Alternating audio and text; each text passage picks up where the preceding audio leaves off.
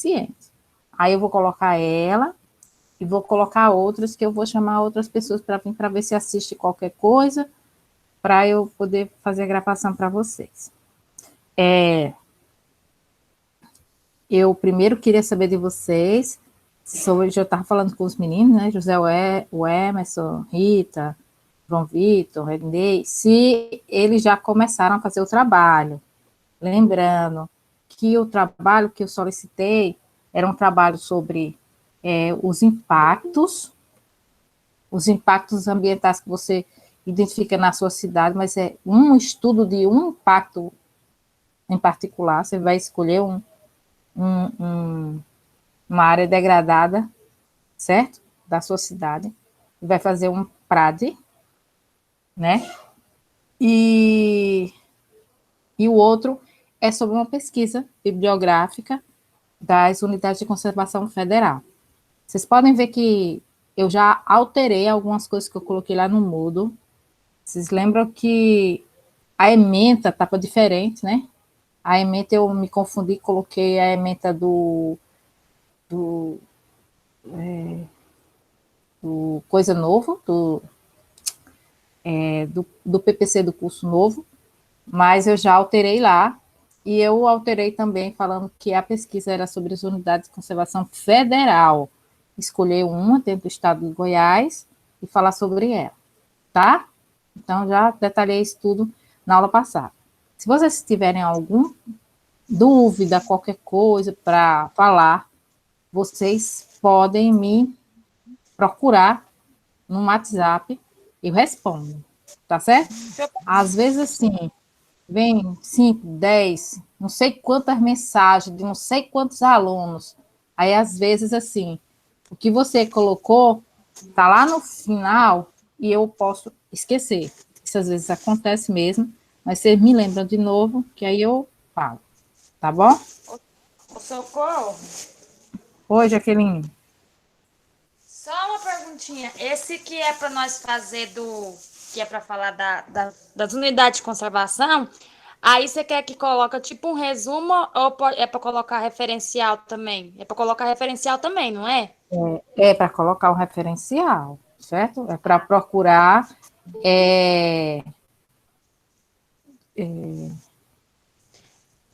textos, procurar publicações confiáveis, tá? Tá, não, é porque eu tava na dúvida se era tipo um resumo ou era para colocar o referencialzinho Não, também. lá tem a descrição e tem até a quantidade de páginas que o trabalho deve ter. Não tenho de cor, não, mas parece que era 6 páginas. Ah, não, Se eu não então estou tá. enganada, tá? Entendi agora. Ah, então Então, tá. gente, olha, eu, lembrando, né? Estou nessas aulas do síncrono, alguns de vocês chegaram depois. Estou usando ela para a gente gravar a aula. Por que eu estou fazendo isso? Porque para mim está muito difícil gravar uma aula sem vocês. Só um minuto.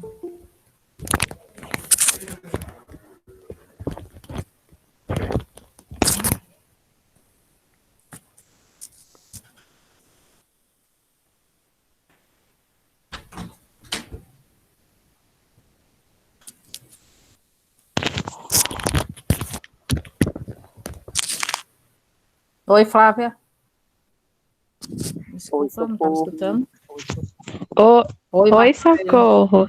Boa noite a todos. Realmente é muito difícil gravar, mas a gente está com você, viu? Não se sinta sozinha, não. Ai, que bonitinho. Tá bom. Então, vamos lá. Então, eu queria também, para não atrapalhar muito a aula nessa gravação, que vocês se cadastrassem no e-mail institucional, para eu não ficar o tempo todo parando a apresentação, para permitir que vocês entrem na sala, tá certo? Então, por favor, quando for nos próximos encontros, entra como um e-mail institucional, tá? Então, vamos lá. Então, a gente vai falar hoje, né, sobre manejo da fauna, que é uma coisa muito interessante. Tá oscilando a sua internet, né? A minha também, hoje, quando eu fui gravar aula para os alunos, também caiu. Então, vamos lá, falar sobre o manejo da fauna, né? Então, primeiro, o que é esse tal de manejo? O que compreende esse conceito de manejo ambiental? Tá só um pedaço da sua tela mostrando para gente. E agora? Tá toda? Tá Não, toda. pedaço. Tá toda, né? No meu, não. Só tá um pedaço. No meu também não. No meu também. Agora sim, assim Então, ficou vamos bom. ver se agora vai ficar toda. E agora? Ficou bom? Agora sim. Deu certo. Então, manejo. Manejo, aqui pelo conceito, né? Tá vendo? Já entrou mais uma pessoa, vou ter que parar e permitir que ela entre.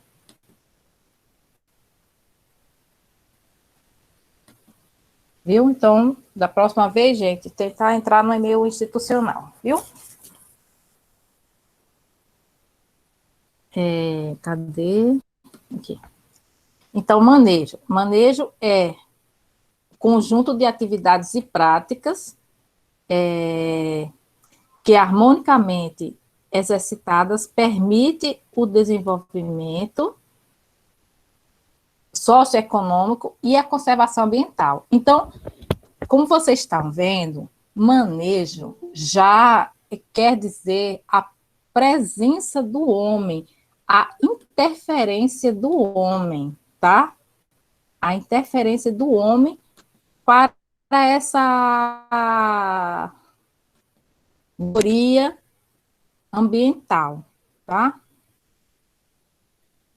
Eu espero que mais ninguém entre, para não atrapalhar do outro. Então, já compreende essa interferência do homem, com atividades, com práticas, com alguma ação que promova o desenvolvimento e a conservação ambiental. Bem, e aí eu escolhi alguns conceitos importantes dentro da questão do manejo, da sustentabilidade, para a gente falar sobre ele. Uma é corredor ecológico. Alguém já ouviu aí do grupo sobre corredor ecológico? Por favor, podem falar. Suelino comentou na outra disciplina. Desse mesmo semestre? Não, no passado. No passado, né? Então, ótimo. Então, como vocês sabem, né? Então, o corredor, ele é um ponto de facilitação entre uma área e outra. Como se fosse uma área de escape, que esses seres, que esses seres vivos, plantas e animais, pudessem se deslocar entre uma área e outra. Então, ele tem esse caminho, é como se fosse um caminho que liga duas áreas, certo? Então, aqui, pelo conceito, né, o corredor ecológico é formado por um mosaico de terras com as mais variados usos, né? Então, não precisa ser só conservação, que vão desde parques, reservas, áreas com os usos menos intensivos, que são gerenciadas de maneira integrada para garantir a sobrevivência do maior número possível de espécies através da manutenção da conectividade daquela região. Então, esse corredor, ele é a função de um corredor, ligar um ponto a outro, da conectividade. E por que essa conectividade ela é importante? Porque as espécies, elas migram, né? Muitas espécies têm caráter migratório, e muitas vezes essa espécie, aquele ambiente, ele não é capaz de sustentar aquela quantidade de indivíduos daquela espécie. E às vezes eles precisam migrar para outra área para que disperse um pouco a sua população. Então, aqui tem um corredor ecológico que fica aqui na divisa do Rio Grande do Sul com Santa Catarina, né? Então, você vê aqui, olha, que tem várias áreas verdes, bem verdinha, tá vendo? e outros que são vários fragmentos pequenos, ok? Então, esse aqui é um corredor ecológico, está ligando essa área daqui, que provavelmente é a região de Serras, né, de Santa Catarina, por isso que está bem verdinho assim, porque não dá para o homem subir nessa serra e plantar, por isso que está preservada, e ela vai juntar com essas outras áreas aqui, que tem vários fragmentos de mata, tá? Então, os cientistas criam essas conectividades e dão uma atenção maior para que as espécies consigam migrar de um ambiente a outro. Aqui eu estou mostrando um trabalho muito interessante que foi feito em Manaus sobre a proposta de criação do corredor ecológico urbano do sauim de coleira. Então, o sauim é esse macaquinho aqui, ó, lindo de morrer aqui, ó. A foto não ajuda muito, mas ele é bem exótico, diferente, né? E ele é endêmico, ou seja, ele é nativo da região de Manaus. E Manaus é uma cidade gigante. Manaus, ela tem, acho que 1 milhão de habitantes. Então, ela está lá no meio da Amazônia, mas ela tem 1 milhão de habitantes. E para preservar esse sauim de coleira, os pesquisadores, então, criaram uma área de corredor ecológico urbano. Então, para você ver que esse corredor ecológico, ele não necessariamente precisa ficar só no ambiente natural. Ele pode também ser um corredor ecológico urbano. Então, eles criaram vários, delimitaram onde foram encontrados os sauim de coleira na cidade de Manaus, muitos foram eletrocutados, queimados pelo fio e tal. As ruas mais arborizadas, os rios que mais tiveram matas ciliares, os parques da cidade, e assim delimitar o corredor ecológico, né, do sauim de coleira, para preservar a espécie que é endêmica da região de Manaus, tá?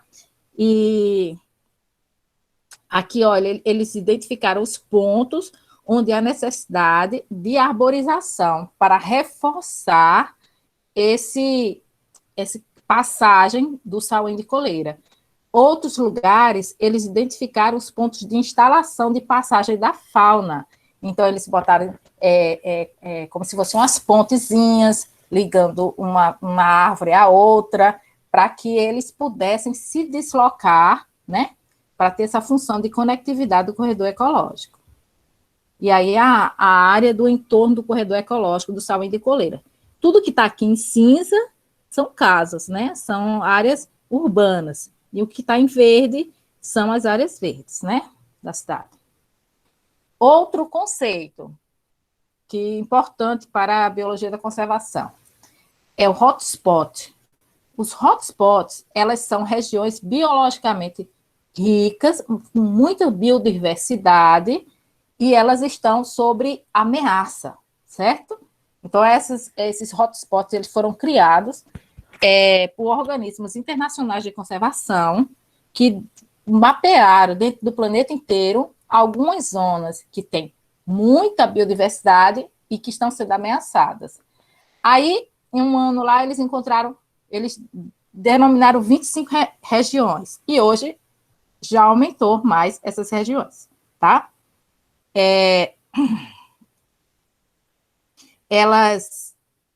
Essas áreas de hotspot, né, elas abrigam 60% da biodiversidade do planeta. O Cerrado é a segunda maior ecorregião do Brasil, né? O Cerrado é o segundo maior bioma. A agricultura, nos anos 70, ele transformou rapidamente, a partir dos anos 70, ele transformou rapidamente o Cerrado, né? E no qual houve uma alteração nesse ambiente natural, no qual apenas 20% está no seu estado original. E o Cerrado também tem um alto grau de endemismo, ou seja, muitas espécies do Cerrado são nativas do Cerrado, elas evoluíram a partir desse ambiente, né? E 44% das plantas catalogadas são endêmicas, né? E eles têm uma alta biodiversidade de vertebrados. Aí aqui está esse 25 regiões de hotspot, aqui foi em 2005, né? 2005, e agora aqui é mais recente, tem 33 regiões de hotspot, tá vendo? Então já ampliou. O estudo já se tornou mais, vamos dizer assim, que deu uma amostragem maior para as outras regiões do planeta, tá?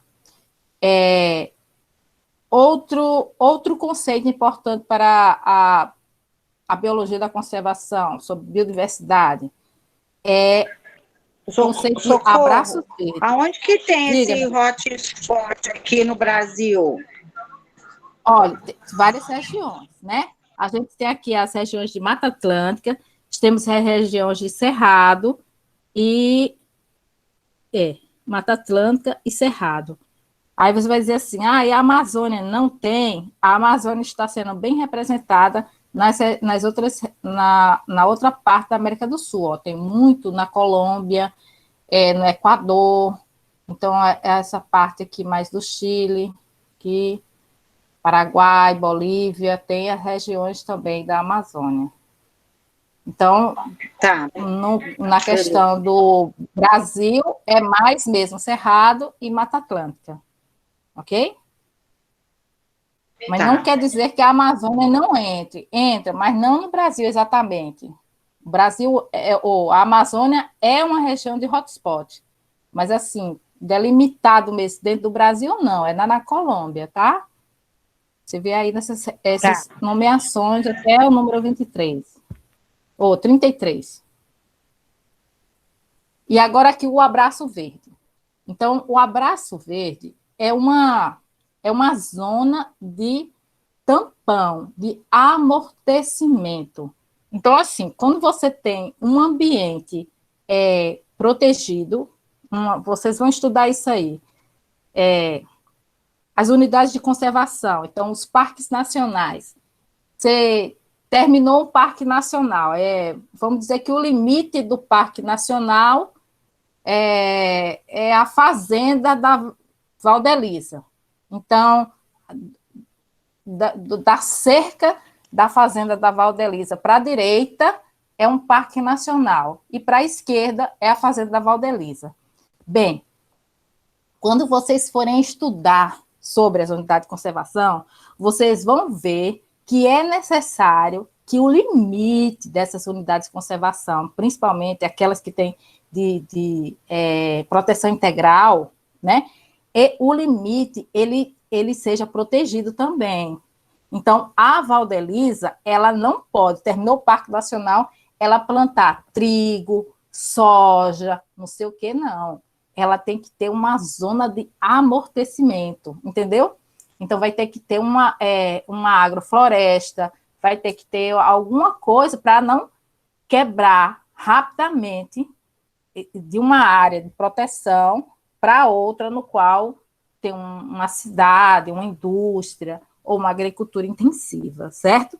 Então, ao redor dessas áreas, eu preciso ter algum tipo de vegetação, mesmo que ela não seja nativa, que vai amortecer os efeitos dessa antropização.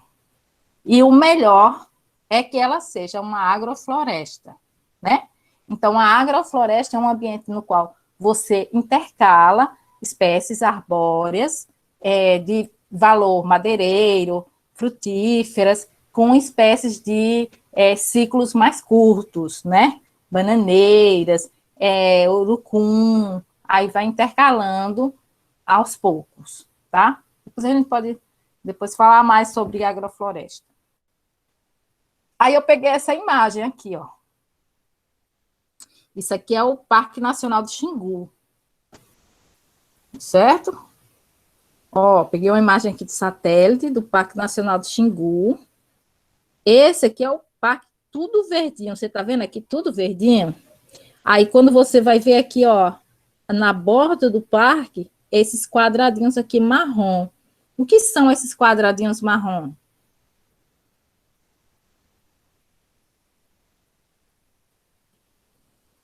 Gente, Peraí. Casa. não. Sei lá. Área degradada. São pastagens, é área agrícola. Área Muito bem. degradada. A área agrícola, a área degradada, essas cinzas aqui são cidades. Ó a cidade de Sinop aqui, ó, no Mato Grosso. Aqui tem a cidade São Miguel do Araguaia, por aqui.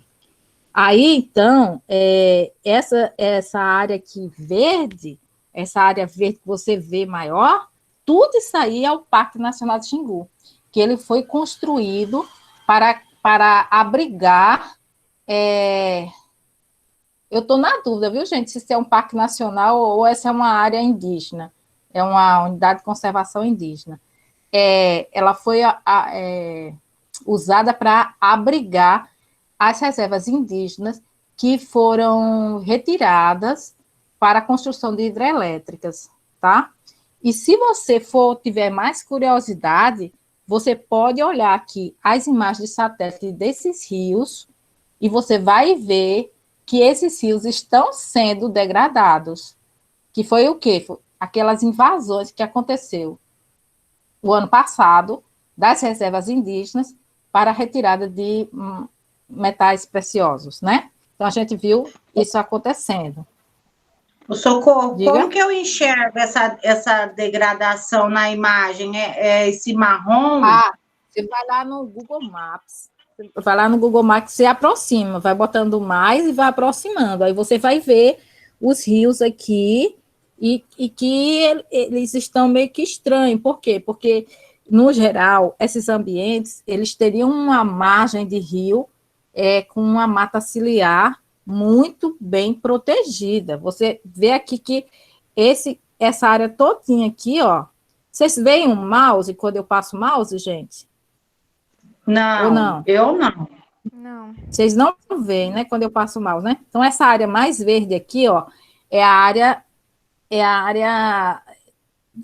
da unidade de conservação. E a outra marrom são áreas da agricultura, de agricultura, de pastoreio, né? E se você der o zoom lá no Maps e botar como satélite, você vai ver muitas coisas aí acontecendo. Você vai ver que os rios estão sendo degradados, você vai ver que às vezes a cor da floresta também vai mudando aos poucos, por causa desse ressecamento, né?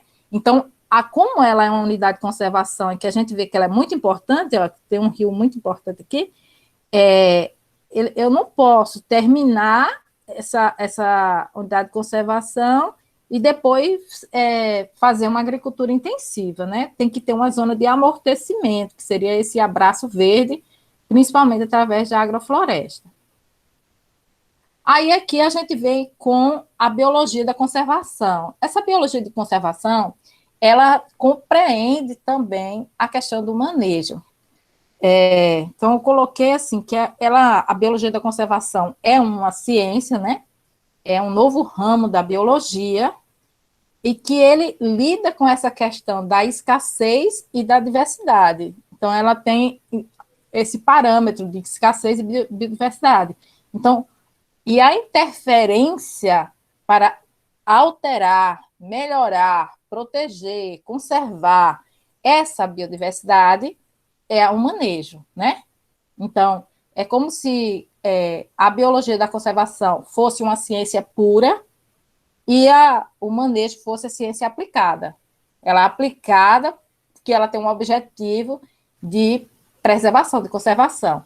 E a biologia da conservação, ela tenta entender os processos, né, que acontecem para a manutenção da biodiversidade, que geram biodiversidade, tá?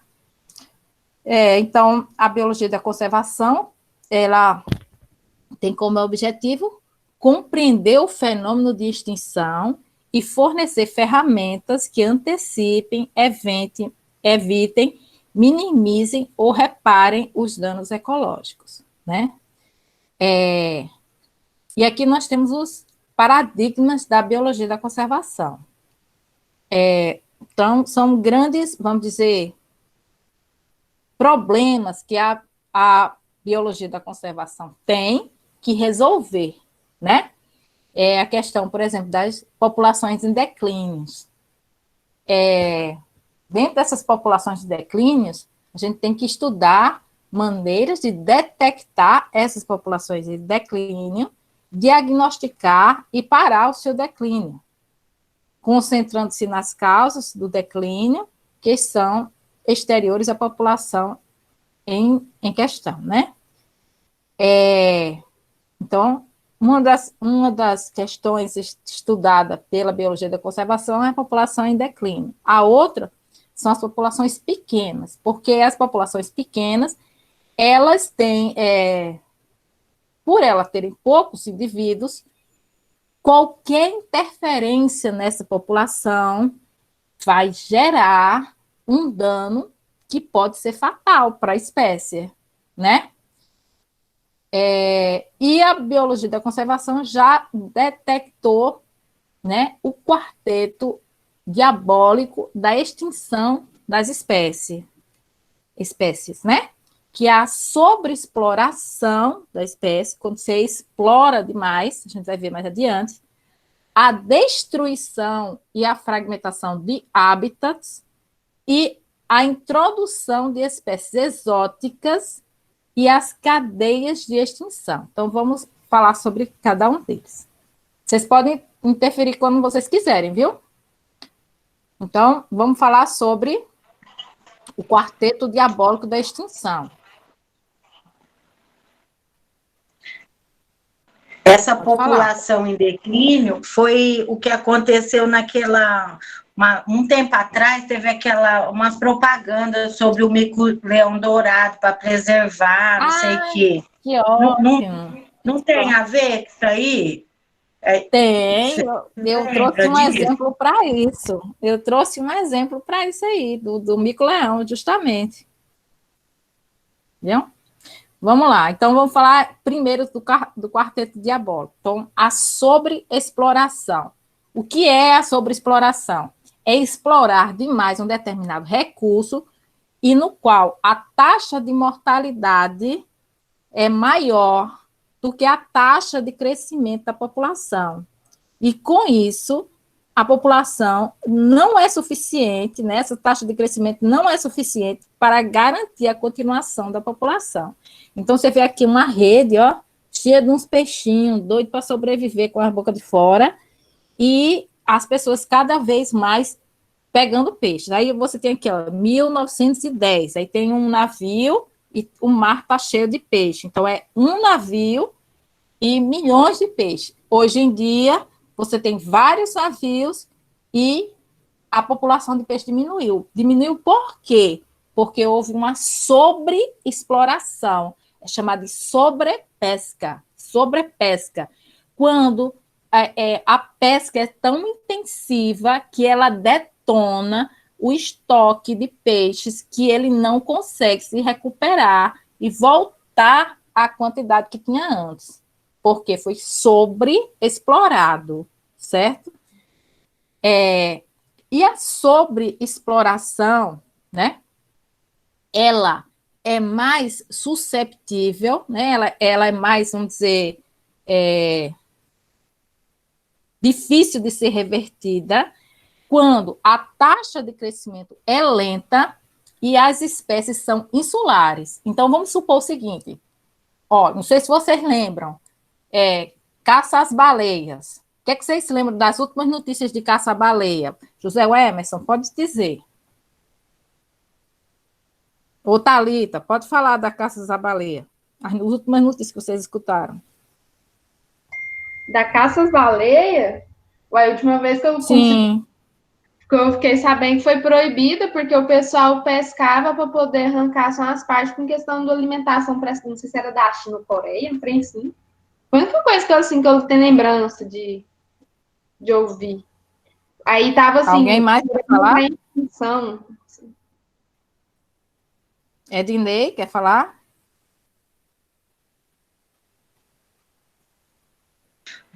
Socorro, espécies insulares é o quê? São as espécies que vivem em ilhas, né? Tá. Então, olha só, vou revisar para vocês sobre a questão das baleias. Vocês nem precisam escrever aí, que eu não estou vendo, não, viu, gente? Só pode falar o que vocês tiverem vontade de falar. Aí, as caça-baleia, por exemplo, o Brasil pescava baleia, a Paraíba pescava baleia, né? Aí aqui, eu no momento estou na Paraíba, e aqui, quando as baleias vinham para cá, para o Porto de Cabedelo, tinha cadeiras como se fosse de auditório, de campo de futebol, certo? Montava aqueles andaimes, as pessoas ficavam lá e iam ver as baleias sendo retalhadas. Porque, muito tempo, o óleo de baleia ele era usado para a iluminação pública das cidades, quando não existia energia elétrica. Então, era de óleo de baleia, e a carne da baleia era consumida. E foi lá para a década de 80 e pouco, eu nem vi, uma vez eu fui para Cabedelo só para ver se eu achava uma carne de baleia lá, mas já tinham proibido. Aí, então, existia a caça da baleia e foi feita um contrato, né? Um acordo internacional contra a caça à baleia. Aí os países assinaram, e o país que mais, assim, fugiu do acordo, inventando, na minha opinião, né? Inventando que não é porque está dentro da nossa tradição, não sei o que, foi o Japão. Então, o Japão, ele continuava com algumas cotas de caça à baleia, enquanto o mundo todo parou de caçar baleia. Só quem, vamos dizer, um barco pesqueiro que estava fora da lei e tal, que você via ainda alguém caçar uma baleia, mas não era nada oficial, nem do governo que aprovasse isso aí. E, recentemente, acho que foi o ano passado, o Japão disse que ia voltar a caçar baleia, porque os estoques de baleia já voltaram ao normal. Então, você vê aqui, que pela foto, né, que ele está querendo dizer? Que antes, né, tinha muita baleia, depois, com a caça da baleia, os estoques diminuíram, né, que foi a sobrepesca, os estoques diminuíram, e aí agora o estoque voltou, e ele está se considerando um direito de caçar novamente as baleias. Então, quando você... E a baleia, ela tem um crescimento lento, né? É um ser que vai atingir a sua maturidade sexual muito tempo depois, né? Que quanto maior o tamanho do animal, mais demora para atingir a vida adulta, mais demora uma gestação, mais demora para o filhote se virar sozinho. Então, quando você pensa em elefantes, girafas, ursos, baleias, animais grandes, eles têm essa taxa de crescimento mais lento, certo? Então, eles vão estar mais susceptíveis a essa sobreexploração. Alguém quer falar? Pode falar. Eu quero. Eu pergunto. E, tipo assim, ele fala que ele quer voltar a caçar e tudo bem, ninguém, tipo, não tem uma organização falando. Estão pressionando, mas não sei o que é que vai acontecer, Valdelise. Eu não sei como é que é o nível disso aí, não, dessa briga da internacional, não, sabe? Eu sei que eles pegavam, e eu me lembro, eu já fui para a cidade de Tamandaré pegar testículos de baleia, porque o pessoal caçava as baleias no Japão, né? Justificando que era para pesquisa científica. E aí eles pegavam e guardavam, né, os testículos. Eu não sei o que é que eles faziam com essa pesquisa, não. E nem sei, eu acho que é tudo desculpa para pescar. Entendi. Viu, gente? E a gente vai falar sobre as espécies insulares. Então, você já sabe que crescimento lento, então a espécie de sobreexploração está mais susceptível a isso. Aí eu pergunto a vocês, gente, será que a espécie humana está sofrendo com a questão da alta taxa de mortalidade e baixa taxa de natalidade? Será que é possível que alguma região do nosso planeta já esteja sofrendo isso? Vocês viram alguma questão sobre isso? Com a baixa... Com a baixa taxa de natalidade e a alta taxa de mortalidade? Ou migração? Japão e China, que lá tem mais idosos do que jovens e crianças. Na China ainda não, mas eu acho que na Europa, né, tem mais idoso, aí o pessoal vai para lá. Eu acho. E também tem uma comunidade também, que também tem essa... Eu não lembro o nome agora, me fugiu. Mas tem isso também, mas eu sei que na Europa tem. O pessoal Muito mais bem, velho... É isso mesmo. Vou passar aqui para vocês. Vocês sabem que eu adoro notícias, né, do jornal, e de vez em quando eu boto algumas aqui para vocês. Então, aqui, ó, eu peguei essa daqui da BBC, isso aqui tudo é da BBC. Preocupação da Coreia do Sul pelo primeiro ano com mais mortes que nascimento na história. Então, o João, né, o João Victor adora as notícias da Coreia do Norte, né, João? Então... Não gosto mais, não. Não? Oxente. É um povo muito retardado. Aí, então, na Coreia do Norte, eles têm, principalmente o pessoal do Oriente, eles não valorizam muito a mulher. Então, a questão de gênero é muito... é uma diferença de gênero muito grande.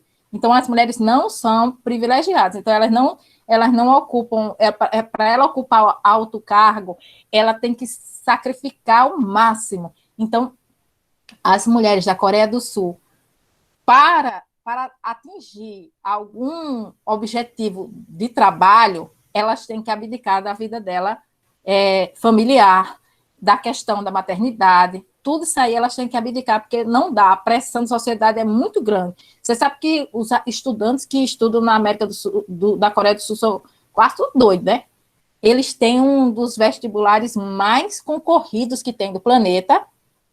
Os pais fazem uma pressão tão grande para os filhos passarem nesse vestibular lá, que o índice de suicídio em jovens é altíssimo, quando eles não conseguem, vamos dizer... corresponder à expectativa dos pais. Então, se chamar a atenção. Então, aqui já tem uma notícia, essa notícia é bem recente, foi de 10 de janeiro de 2021. Já está acontecendo na Coreia do Norte. Aqui, ó, o plano do Japão para seus cidadãos encontrarem amor e terem filhos. Aqui no Japão, a diferença de gênero é que uma mulher está em 160 e poucos. Ou seja, a mulher não vale quase nada no Japão, só quem vale é quem é homem, nasceu homem.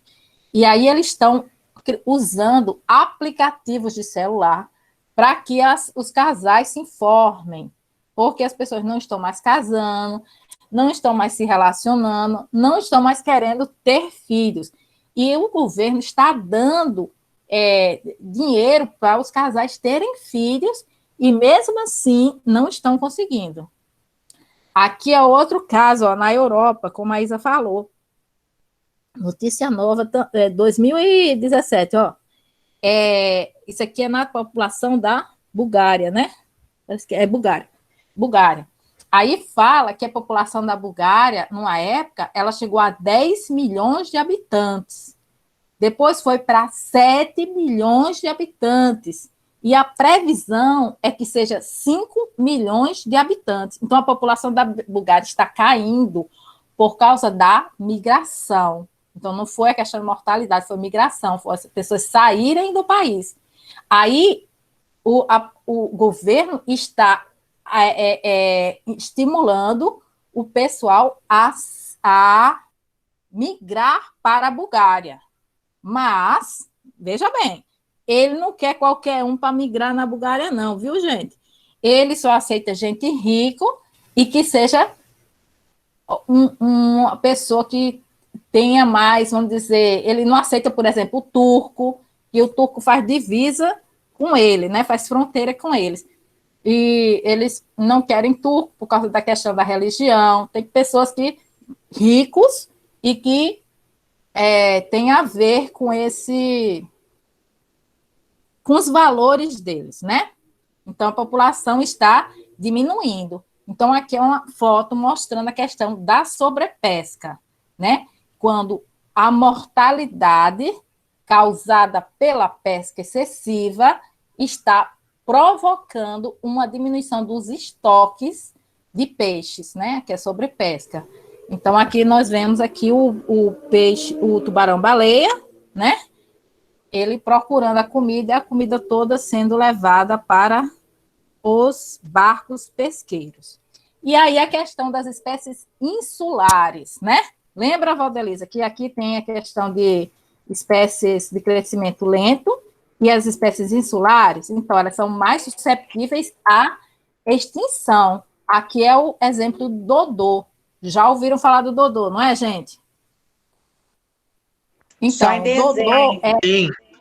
Só em desenho. Então, o dodô é uma ave, parece da Era do Gelo. Pois é, os meninos falaram. É uma ave parecida com o peru, né? Ela pesava 16 quilos e elas foram extremamente caçadas. Elas existiam nas ilhas Maurícios. Aí, um dos problemas do dodô foi o quê? Foi porque ele fazia o ninho no chão. Não aconteceu só com o dodô, aconteceu com outras aves que fazem ninho no chão. Ao fazer um ninho no chão, elas se tornam mais susceptíveis ao ataque de predador, justamente dos seus ovos, ou seja, dos novos que iriam renovar a população, né? Dos novos indivíduos que queriam renovar a população. Então, quando os navios chegaram nas ilhas do Pacífico, as ilhas do Pacífico não conheciam rato, entendeu? Eles não existia rato. E aí, eles pegavam e os ratos saíam, então, dos navios ancorados e iam para as ilhas. Aí, os ratos, eles começavam a atacar os ninhos das espécies lá e extinguiu muitas espécies. Mas não foi, no caso do dodô, não foi somente exclusivo a questão dos ratos, mas também por causa dos marinheiros que atracavam nas ilhas e iam caçar o dodô, porque ele era um animal desengonçado, corria pouco, fácil de pegar e que tinha muita carne. Então, os marinheiros caçavam muito. E também os animais que foram levados pelos marinheiros também destruíam essa nova população que iria repovoar as Ilhas Maurício. E o último dodô foi morto em 1681, não foi nenhum preservado, nenhum exemplar, nenhum zoológico, nem nada, mas ele está empalhado aqui. Olha o bichinho aqui empalhado, gente. Ele é muito esquisito, hein? Parece um bicho pré-histórico mesmo. Da Era do Gelo. Aqui outra, então, ilhas insular, né? Insular. Aqui é uma outra espécie, né? Que também foi extinta. É o quarga. Quarga. Eu acho que é esse o nome. É uma mistura, assim, de um burro com uma zebra. Me ajuda aí, viu, Valdelisa? Um burro com uma zebra. Então, ele só tem uma parte das listas na parte mais da cabeça, certo?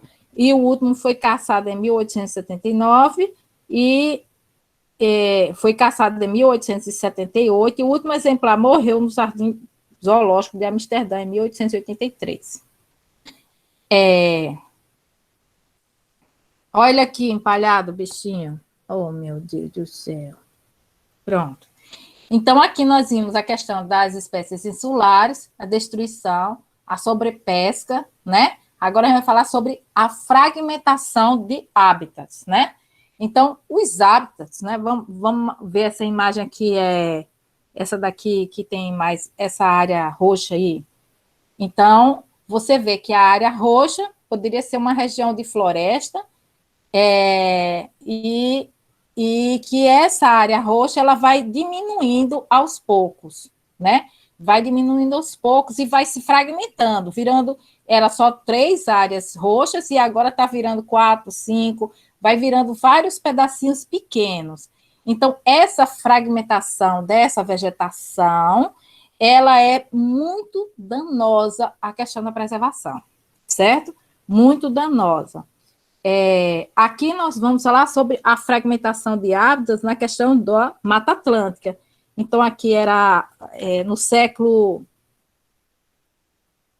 XVI, a região da Mata Atlântica era bem grande, aqui é em 1500, né, século XVI, agora 2007, então só tem essas manchinhas aqui de Mata Atlântica. Então, a Mata Atlântica, ela é formada por vários fragmentos, que a grande Mata Atlântica, ela foi...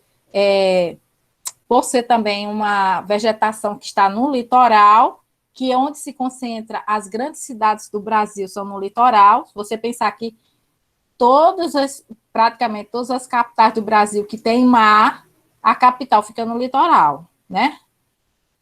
Então, a concentração da população nessa região, então a pressão é muito grande em cima disso. A região que você vê aqui que está mais preservada, essa daqui, ó, de São Paulo, tá vendo? Por quê?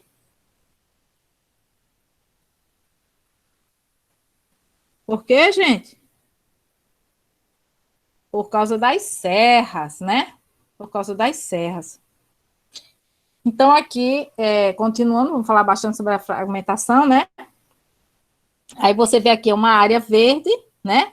Que teve clareiras. Essas clareiras, elas foram crescendo e vamos dizer que foi por agricultura ou alguma coisa, e aí só restou essas manchinhas pequenininhas, então causou o fragmento. O fragmento de quê? Em relação a essa área verde maior, né? Então, os fragmentos é o pedaço de mata que sobrou de uma mata bem maior, no qual todos esses pedaços de fragmento eram interligados.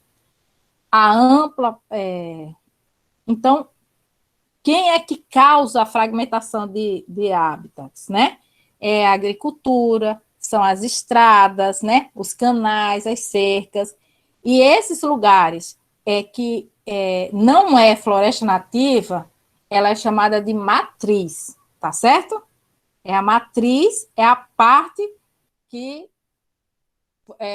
foi destruída da mata. E qual a consequência da fragmentação? Eu vou ter uma redução da área e o aumento do efeito de borda. Então, veja bem aqui, ó, gente, esse quadrado aqui, tá vendo? Esse quadrado verde grande, eu posso dividir esse quadrado verde em 4 partes, certo? E se eu juntar essas 4 partes, vai ser igual a esse único quadrado verde.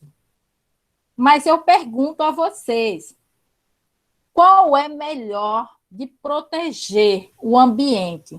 É quando só tem esse grande quadrado verde ou quando eu divido ele em 4 pedaços? Qual seria o melhor para proteger? O grandão.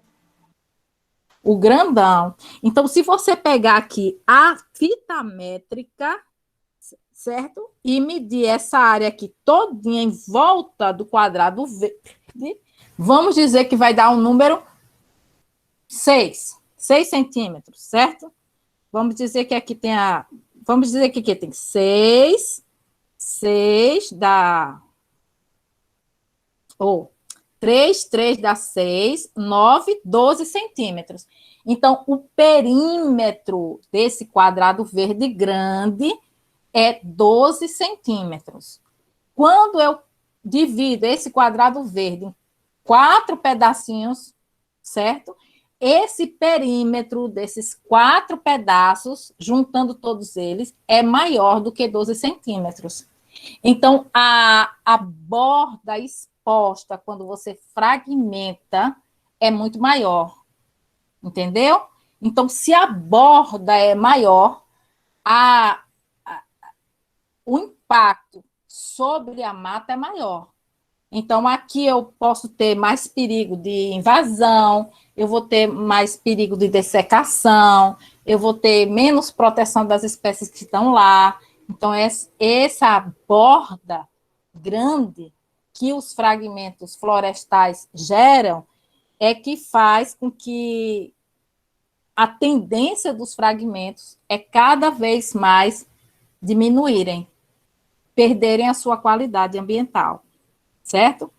Então, o efeito de borda é um fenômeno que acontece quando é exposta a borda de uma floresta. Quando é exposta à borda de uma floresta, há uma maior chance de dessecação, de mortes, de ataques por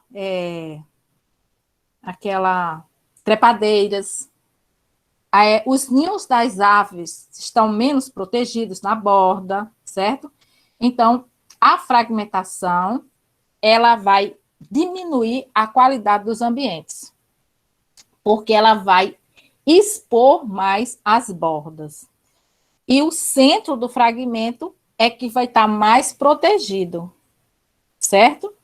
Então, quanto mais no centro, mais protegido ele vai estar.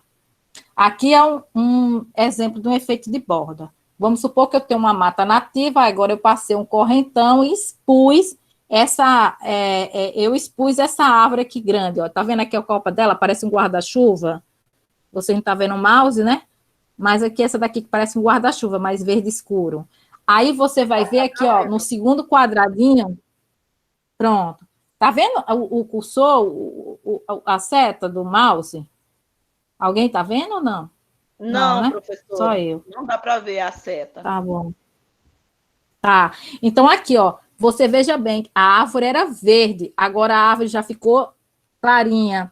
Você já viu as espécies aqui crescendo, as espécies menores crescendo, e a árvore vai ficando seca, e ela vai cair, ó. Aí, no terceiro quadrado, ela já secou e ela cai. Então, há uma dessecação da borda. Quando você expõe uma floresta nativa, você destrói ela, aquela borda, ela vai cair mais dia, menos dia. Por isso que o abraço verde, ele é importante, que é para tamponar, para minimizar esse efeito do efeito de borda. Aqui eu tenho, olha, a mata, olha aqui, ó, um fragmento, tem uma estrada aqui, ó. Essas aves dentro em breve vão cair. Quem vai estar mais protegida? Essas daqui vão ser ressecadas rapidamente. Quem vai estar mais protegida é quem está no centro do fragmento. Aí aqui nós temos aqui, ó, a cidade.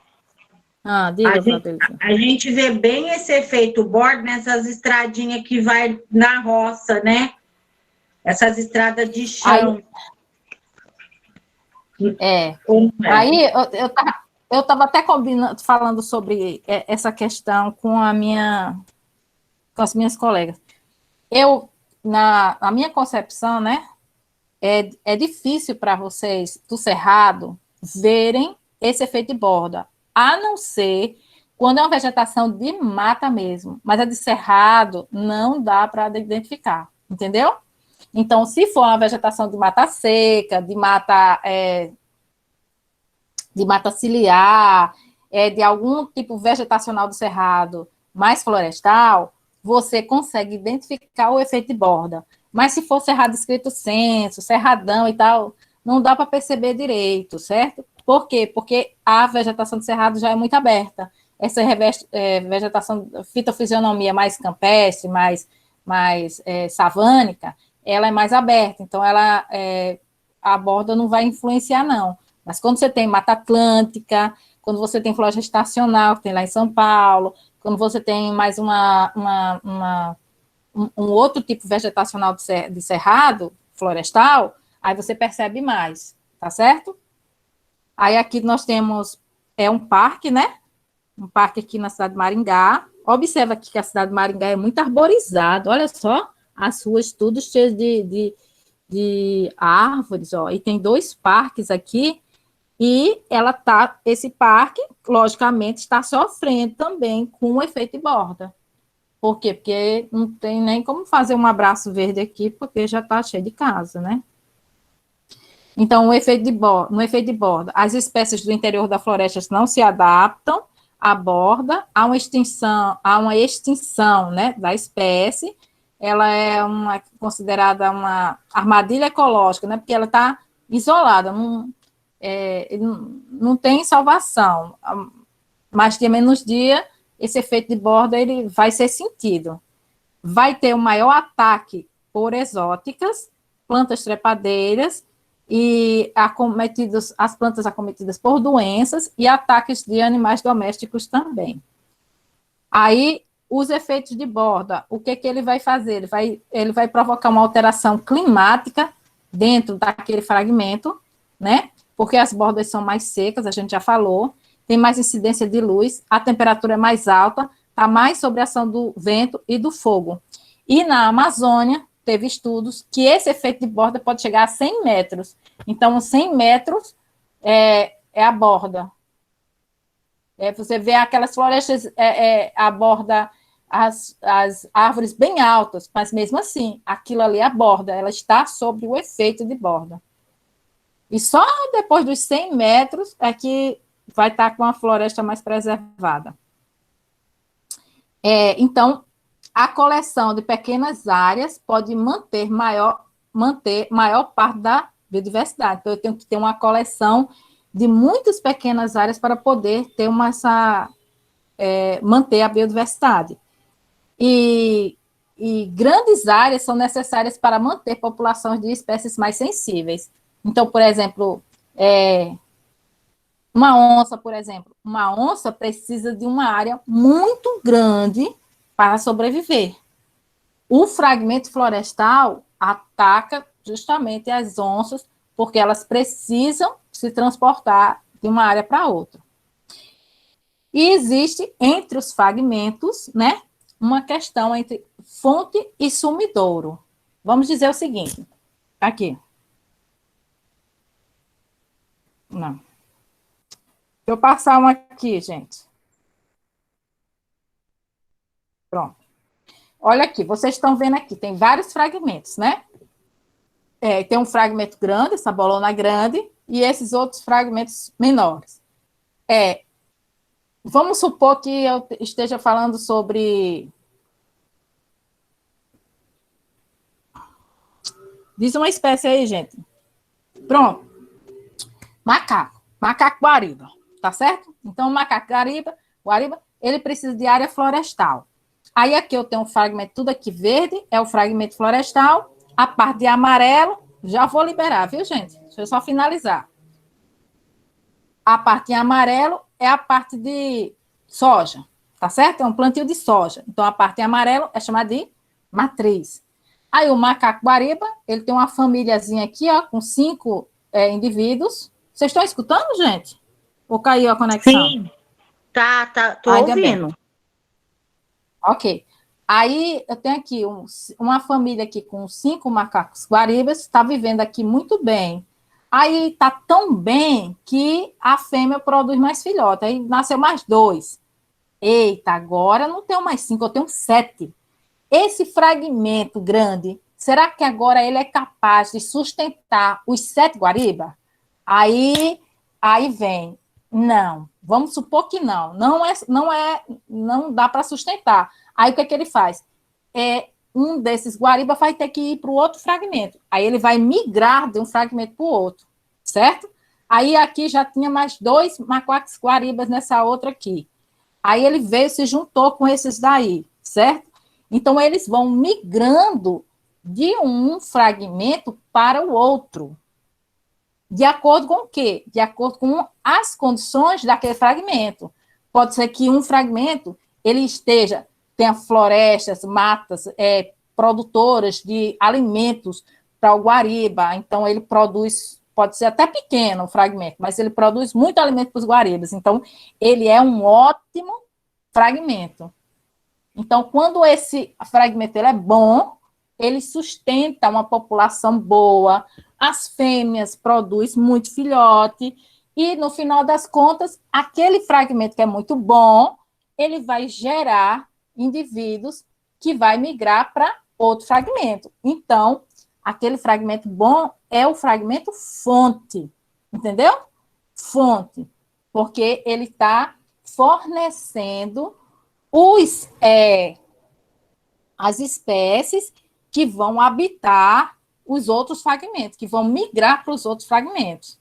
Então, o fragmento fonte é o fragmento bom, que tem muitos recursos, tem muita água, tem muito alimento, e as fêmeas vão produzir seus filhotes. O fragmento sumidouro é aquele que tem uma qualidade mais inferior e que vai receber as espécies que vieram da fonte. Entendeu, gente? Então, os fragmentos, eles se conectam entre si. As populações migram entre si, certo? Ela vai saindo da fonte, que é boa, e vai para o fumidouro, que é ruim, certo? Aí vai então, havendo um fluxo gênico, certo? Mesmo sem corredor ecológico, Socorro? Mesmo sem corredor ecológico, certo? Ele vai migrar aqui, dependendo da distância. Aí vai ter que ter outros parâmetros. Dependendo da distância, ele vai migrar de um lado para o outro. Aí, Guariba, tudo bem, ele trepa numas árvores, mas ele ainda consegue dar umas andadinhas para ir para um fragmento para o outro. Agora, você imagina o seguinte, pensa em anuros, sapos. Agora, o sapo está aqui, um fragmento aqui do meio. O sapo está aqui, a família de sapo. Está tudo bem, tem umidade, tem comida, tem etc. E o sapo, então, vai crescer demais a população de sapo, ele vai migrar para o outro fragmento. Gente, no meio da soja, ele morre seco. Né? Então, o fragmento, dependendo da matriz, a matriz pode matar esses animais. Entendeu? E aí, se aquela população de sapo ficar restrita àquele fragmento, isolada, como se fosse uma ilha, aí ele vai estar mais suscetível ainda à questão da extinção. Então, já teve várias pesquisas que os anuros, eles são as espécies que estão sendo mais ameaçadas pela fragmentação de hábitat, justamente por causa da matriz que não permite que ele mude de um fragmento para o outro. Essa mudança, deslocamento de um fragmento para o outro é chamado um conceito de metapopulação. É essa comunicação que os seres vão se comunicando de um para o outro, ok? Ok, professora. Ok. Aqui a fragmentação. Aí aqui também eu mostrei de novo aqui para vocês verem a fragmentação de tudo, certo? E aqui, passar rapidinho para a gente finalizar. Calma aí que eu depois vou pegar o nome de vocês para vocês tirarem um ponto extra, né? Professora, a nossa outra aula de imuno vai começar agora. É que eles têm outra aula. Já vou. Só para mostrar para vocês aqui as fotos feias, né? Aí aqui, a matriz vai depender do distanciamento. Alguns conseguem atravessar a matriz, outros não. Aqui é um programa que é feito sobre onde é que as onças estão andando. Elas têm preferência para determinadas áreas.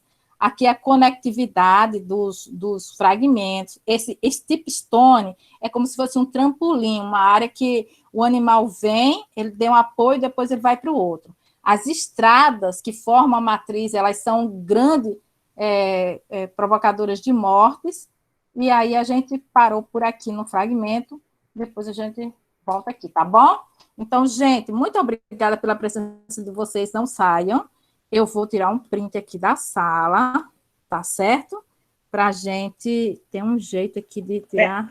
Espera aí que eu vou abrir minha câmera. Tá certo. Mas não precisa, não, eu vou pegar os nomes. Professora. Mas eu vou botar só os nomes, gente. Peraí, como é que é? Peraí, gente. Maria, a pessoa que é analfabeta é uma desgrama mesmo. Isso. Eu não vou abrir de jeito nenhum. Abre para mim. Como é que fica aqui a lista?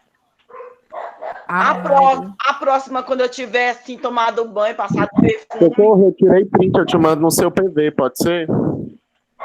Pode, mas peraí, mas tem a lista de todo mundo. Tem que ter a lista de todo mundo, Marta Aurélia. Eu tirei o print onde está o nome de todo mundo que está agora, né? Porque só aparece todo mundo que está agora. Tem 15 participantes que está escrito aqui. Peraí, eu vou baixar aqui mais e vou tirar aqui, pronto. A Agora maioria já saiu, que a outra explicando o trabalho que nós precisamos fazer, mas tem que sair. eu já vou, gente. Hoje eu estou dando aula, ponto extra aqui. Pronto. Ok, gente. Muito obrigada pela presença de vocês. A gente vai gravar as aulas todas as vezes. Boa noite, Qualquer Socorro. coisa, se vocês tiverem Boa dúvida, noite, vocês ligam Socorro. pra mim. Fica com Deus. Você também. Tchau. Tchau. Tchau, Socorro. Obrigada, Socorro. Tchau, Socorro. Pode- Boa noite. Beijos. Boa Tchau, noite, Socorro, meninas. Raul. Beijo. Ó, ô, Francineide, eu queria falar com você um minutinho. Para de gravar, Obrigada. Socorro. Tô tentando. Para de gravar. Tchau, beijo.